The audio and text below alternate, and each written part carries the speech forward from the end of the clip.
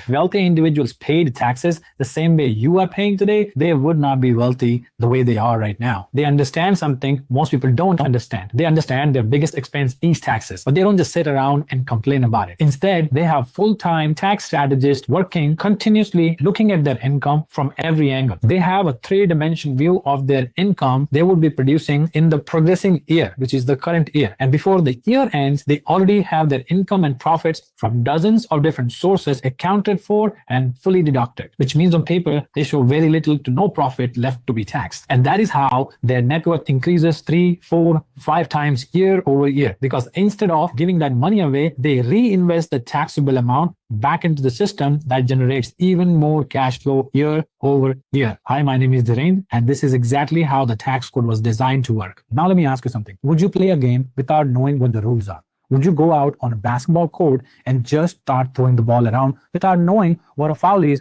what a travel is, and what the boundaries are? Of course not. You're going to look like a fool. When you're teaching a kid to play a sport, any sport, what's the first thing you do? You teach them the rules. You show them the boundaries. You explain what they can do and what they cannot do. Without that, they have no chance of being successful at that game. So why do taxpayers put number on their tax return without knowing the rules? That's what most people do. They hear about a deduction and they think, oh, well, I'll just write this off. They don't know the boundaries. They don't know the parameters, and they don't know what the IRS considers fair play. And then they are shocked when the IRS shows up asking questions. Here's what you need to understand. When you put a number on a tax return, you're playing a game, and the IRS knows all the rules. They have a whole system. It's called the DIF score that looks at your numbers and compares them to everyone else playing the same game. If your numbers don't match up with what they are expecting, you get flat. That's it. That is how the game works. Most taxpayers don't know this. They just put numbers down, hoping for the best. And that's how you invite the IRS for questions that you're not prepared for. So let me teach you the rules, because if you're going to play this game, you better know what you're doing.